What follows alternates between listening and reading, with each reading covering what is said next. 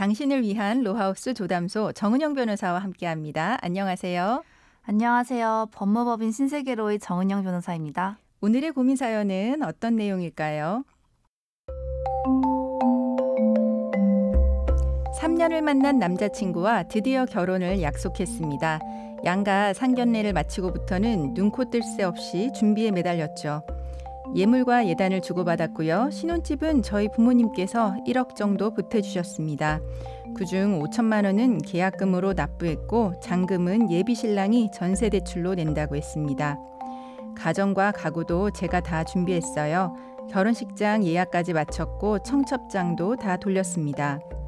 그런데 결혼을 딱 일주일 앞두고 SNS로 익명의 메시지를 받았습니다. 그 내용은 황당하기만 했습니다. 제 남자친구가 사실은 5년 전에 다른 여자와 결혼식을 올렸고 신혼여행까지 갔다가 싸우고 헤어졌다는 겁니다. 처음엔 장난인 줄 알았습니다. 혼인관계 증명서엔 아무런 기록이 없었거든요. 하지만 요즘은 아이 낳기 전까진 혼인신고 안 하는 경우도 많잖아요. 결혼식만 올리고 신고를 안 했으면 그 사실은 서류에 안 남는 거죠. 저는 남자친구에게 따졌고 그는 곧바로 사실을 시인했습니다. 저와 헤어지게 될까봐 말을 못했다고 합니다. 그 말이 변명이 되나요? 더 놀라운 건 그의 부모님도 누나도 다 알고 있었던 겁니다. 말 한마디 없이 저를 속이고 있었던 거예요. 이 결혼은 도저히 할 수 없을 것 같아서 파혼하기로 했습니다. 하지만 이미 너무 많은 것들이 진행된 뒤였습니다. 결혼식장은 환불이 어렵다고 하고 가전과 가구는 다행히 배송 전이라 환불이 가능하다고 하지만 신혼집 계약금 5천만 원은 그냥 날리게 생겼습니다. 이제 와서 책임을 묻고자 연락을 했지만 남자친구는 연락을 받지 않고 시부모님과 누나 역시 마찬가지입니다. 저는 지금 마음의 상처도 크지만 금전적인 피해 역시 엄청납니다. 이런 상황에서 저는 법적으로 어떤 대응을 할 수 있을까요?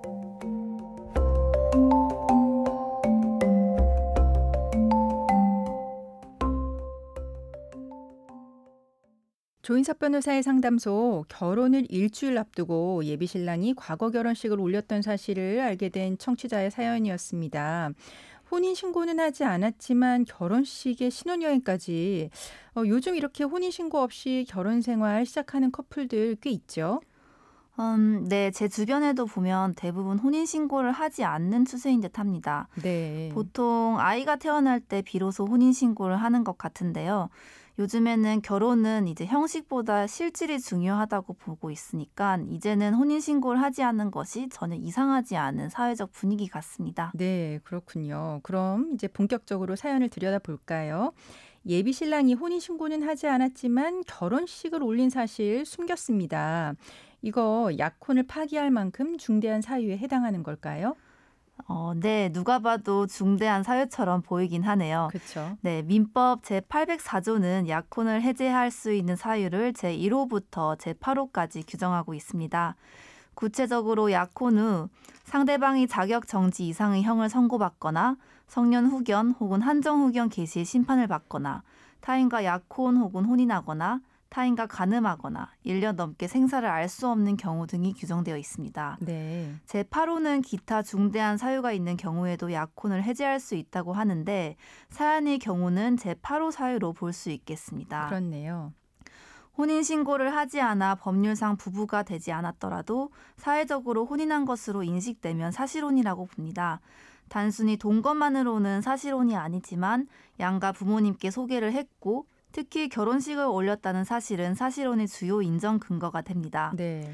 전 남자친구가 신혼여행 기간이라는 짧은 사실혼 생활을 했다고 볼 수 있으며 이러한 사실은 결혼의 결정에 매우 중요한 요소이고 이를 알려주지 않은 행위는 신뢰관계를 위반한 행위로서 민법 제804조 제8호의 기타 중대한 사유에 해당하여 약혼을 해제할 수 있습니다. 그렇네요. 설사 짧은 사실혼이 아니고 단순 결혼식을 올렸다고만 보더라도 충분히 약혼을 해제할 수 있는 중대한 사유가 될 것입니다. 네. 네, 이제 약혼은 해제가 가능한데 이제 문제는 이번 파혼으로 생긴 금전적 손해가 이제 많습니다. 이거는 어떻게 해야 될까요? 전세 계약금 5천만 원이나 결혼식장 위약금 같은 비용들 꽤 많이 이제 손해를 볼 것 같은데 이거 법적으로 배상받을 수 있을까요? 네, 결국 모든 것은 이제 돈 문제로 귀결되기는 하는데요. 이 그렇죠. 사례에서도 마찬가지입니다. 약혼 해제로 인해 발생하는 손해들을 별도로 청구할 수 있는지가 문제됩니다.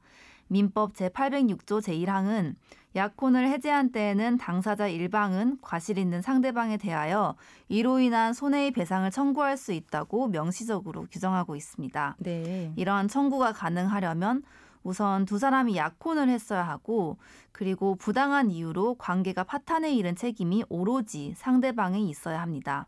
사연의 경우에는 부당한 이유로 관계 파탄에 이른 책임이 상대방에 있는 것이 명백하기에 민법 제806조 손해배상을 청구할 수 있습니다. 구체적으로 살펴보면 가정가구 같은 경우에는 환불이 가능하니까 현실적으로 발생한 손해가 아니기에 청구할 법적 근거가 없습니다. 반면 계약금이 포기로 인해 발생한 5천만 원과 결혼식장 비용은 위법한 행위로 인해 직접 발생한 적극적 손해에 해당하여 청구할 수 있을 것입니다. 네. 사연의 경우에는 연락조절 상황이니까 일단 남자친구와 소통을 해야겠는데요. 우선 알고 있는 전 남자친구의 주소로 송달을 하여 소장을 접수하면 연락이 오지 않을까 합니다. 네, 연락 두절이어서 합의는 어려울 것 같고 결국 이제 법적인 방법을 이제 취하셔야 될 것 같긴 합니다. 그럼 이런 재산적인 손해 말고도 이제 사연자 같은 경우 결혼 일주일 전에 이 사실을 알게 됐습니다. 정신적 충격 상당했을 것 같은데요. 이 정신적 충격이 따른 배상 위자료 청구도 가능할까요? 네, 위자료 청구도 가능합니다.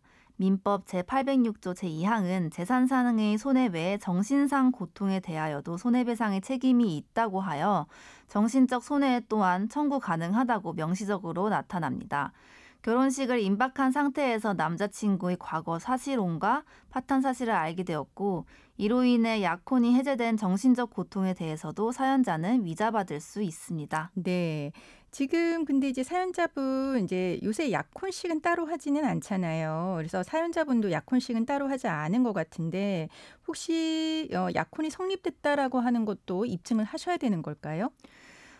저희 부모님 세대만 해도 약혼식을 꽤 거쳤던 것으로 알고 있는데 이제 그렇죠. 최근에는 약혼식을 하지 않는 경우가 굉장히 많습니다. 과거에는 약혼 사실의 입증이 쉬웠으나 최근에는 바로 결혼식을 올리는 경우가 많아 이를 증명하기가 쉽지 않습니다.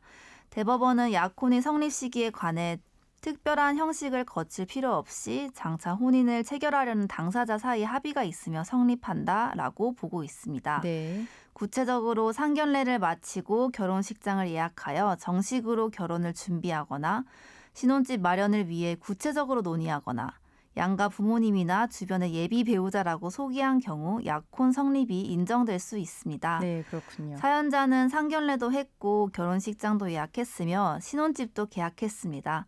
따라서 상견례 사진, 결혼식장 결제 내역, 신혼집 전세 계약서 등을 증거로 준비하여 약혼의 성립을 입증하면 되겠습니다. 네.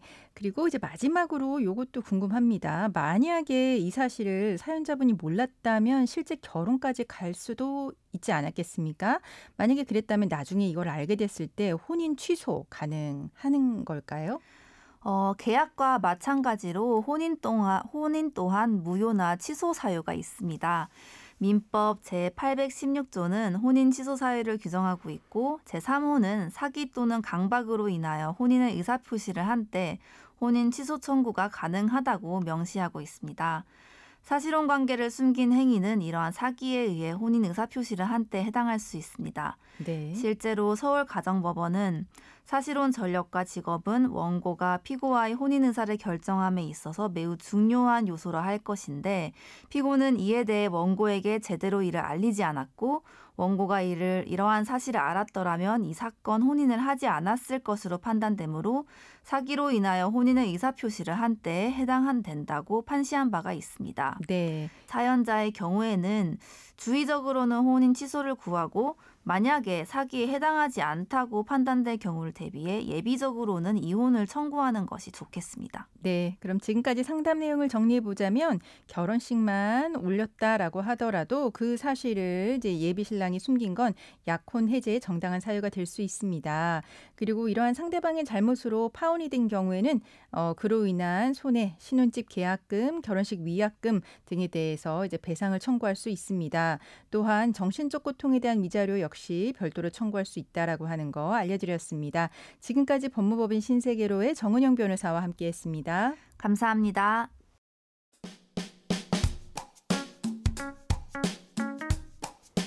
알아두면 쓸데있는 법률 이야기 알쓸법 시간입니다. 경기도 성남시에 국내 첫 창고형 약국이 문을 열어서 화제가 되고 있습니다. 대형 마트처럼 고객들은 직접 장바구니에 약을 골라 담을 수 있다고 하네요. 오늘은 창고형 약국에 대한 이야기를 해볼게요.